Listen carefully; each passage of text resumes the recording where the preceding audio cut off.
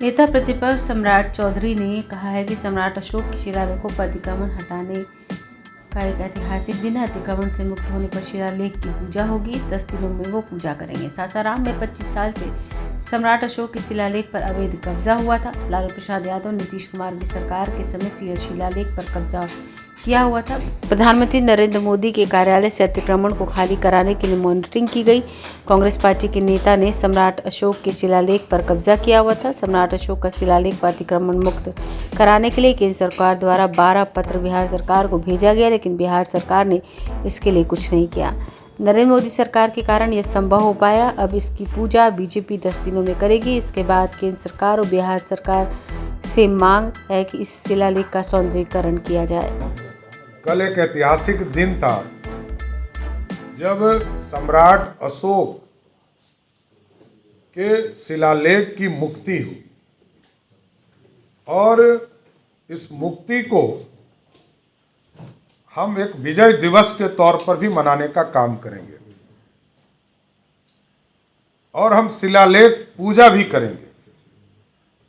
अगले 10 दिनों के अंदर भारतीय जनता पार्टी के कार्यकर्ता वहां जाकर शिलालेख की पूजा करने का भी काम करेंगे। ये हमारा इतिहास है। हम भारत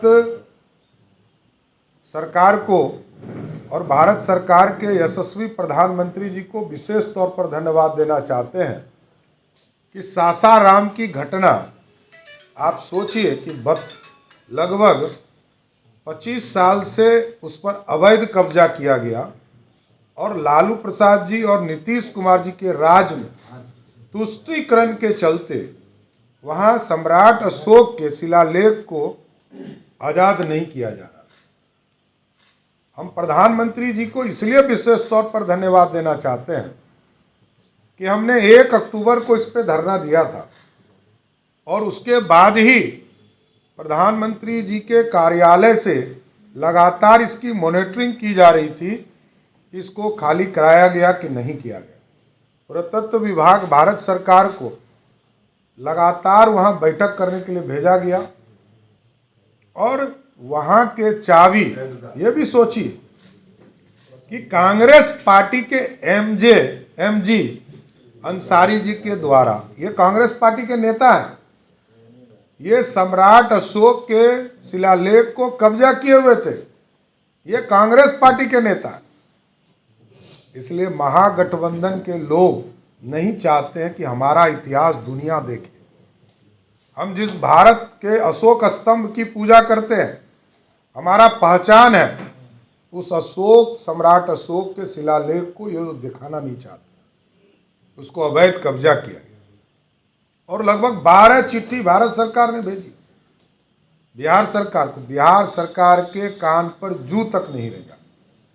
और जब हम लोगों ने धरना दिया, पूरी भारतीय जनता पार्टी के नेतृत्व, यहाँ के प्रदेश अध्यक्ष ने भी पत्र मुख्यमंत्री को लिखा, कुछ नहीं हुआ।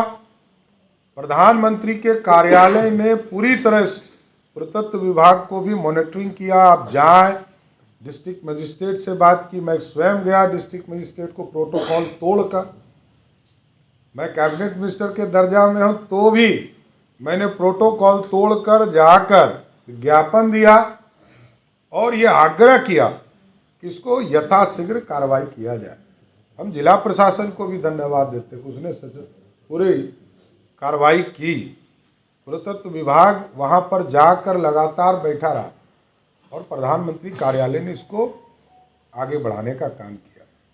इसलिए हम लोग अब इसके सेकेंड फेज में आएंगे।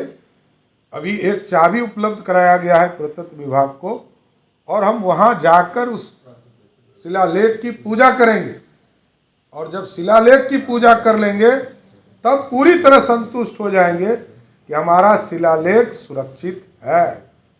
और उसके बाद हम भारत सरकार से और बिहार सरकार से भी डिमांड करेंगे कि आप उसके सौंदर्यीकरण का काम करें। हम अभी गुजरात के चुनाव प्रचार में थे और जूनागढ़ में इसी तरह का शिलालेख एक पड़ा हुआ है। उसको किस तरह का पूरा व्यवस्था डेवलपमेंट का काम वहां किया गया राज्य सरकार के द्वारा, भारत सरकार के द्वारा। और आज आप सोचिए कि आज़ादी के 75 वर्ष के बाद हमको शिलालेख हम आज़ाद करा पाए। क्या दुर्भाग्य है इस बिहार का, इस देश का, कि जिस राजा ने अखंड भारत का सपना देखा था, जिस राजा ने इस भारत की कल्पना की थी, सबको जोड़ने का काम किया था, उस राजा जो हिंदुस्तान का प्रतीक है, आज भी तिरंगे में गोल चक्र जो है सम्राट अशोक के हैं, अशोक स्तंभ उनके हैं, उसके बाद भी इस तरह की स्थिति बनी हुई अत्यंत ही दुर्भाग्यपूर्ण है।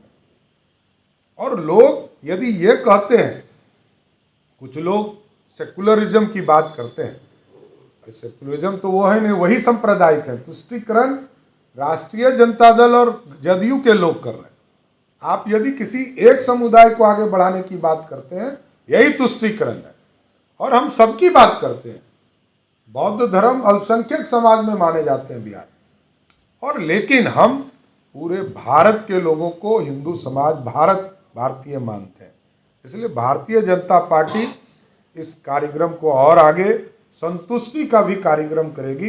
अगर आपने अभी तक हमारे चैनल को सब्सक्राइब नहीं किया है तो हमारे चैनल को जल्द से जल्द सब्सक्राइब करें, लाइक करें, शेयर करें और कमेंट करें। क्या आप पत्रकारिता के क्षेत्र में अपना कैरियर बनाना चाहते हैं? तो आज ही royal Ashoka institute of mass communication and journalism में अपनी जगह सुनिश्चित करें।